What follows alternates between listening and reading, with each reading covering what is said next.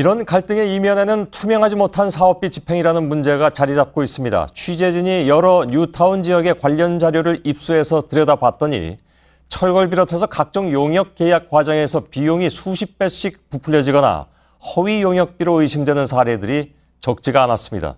고성표 기자입니다.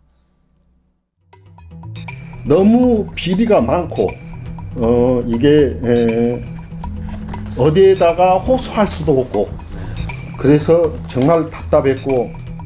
서울의 한 뉴타운 지역 조합원이 답답함을 호소하며 눈물을 흘립니다. 당신은 2009년부터 조합 임원으로 일하다 지난해 12월 갑자기 해임됐습니다. 쫓겨난 조합 임원은 2명이 더 있습니다. 불투명한 사업비 문제를 제기하자 업무를 방해했다는 겁니다. 괘씸죄다 하는 얘기입니다. 자체 권익위원회를 꾸려 용역사업비 의혹을 정식으로 제기했습니다. 검찰은 조합원 총회 의결 없이 수의계약을 한 혐의 등으로 조합장을 재판에 넘겼습니다. 항소심까지는 유죄, 대법원 판결만 남아있는 상태입니다. 인근의 또 다른 구역도 사업비가 불투명하게 집행됐습니다. 철거업자를 선정을 하게 되거든요. 80억 조금 안 되는 걸로 알고 있습니다. 전기가스 상수도 요 3개만 해서 총 액수가 얼마가 됩니까? 지금 대략 한 30억 조금. 30억. 예. 전문가는 일명 철거 용역 쪼개기를 통한 허위 사업비라고 지적합니다. 건물 철거 시에 당연히 같이 철거될 수밖에 없는 같은 공종을 가지고 몇 개 회사와 중복 계약하는 경우가 있습니다. 허위 또는 부풀리기 계약에 악용되는 용역 항목은 또 있습니다. 성면은 일반 건축 폐기물과 달리 별도의 처리 절차를 거칩니다. 서울 성북구의 한 뉴타운 단지의 성면 처리 계약서 등 관련 자료를 입수해 분석해봤습니다.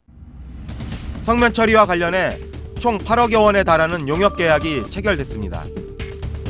하지만 지방노동청에 공식 신고된 자료를 보면 불과 6천여만 원이 들어간 것으로 나와 있습니다.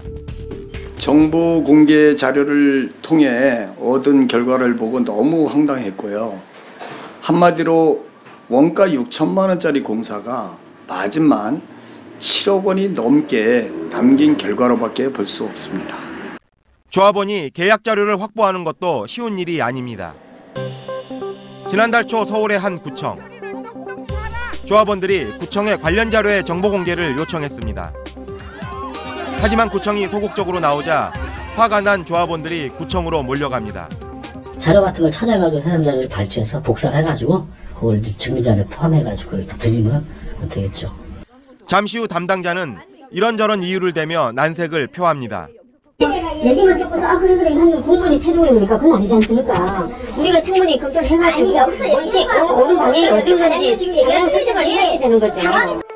민간주도 사업이라는 이유로 지자체는 직접 개입을 꺼리는 겁니다. 입주를 불과 3개월 앞두고 사업비가 150억 원이나 증액됐다는 서울 양천구 신월동의 뉴타운 단지. 그래서 조합에 전화를 했더니 많게는 8천만 원 이상 나온 사람도 있다. 당신 정도면 싸게 나온 거다 이렇게 얘기를 하는 거예요. 그래서. 정말 저는 깜짝 놀랐거든요. 김 씨 역시 수상한 사업비 자료를 하나 둘 모으는데 몇 달이 걸렸습니다. 철거 쪼개기 계약, 중복 계약 등 의심 가는 대목이 곳곳에서 발견됩니다.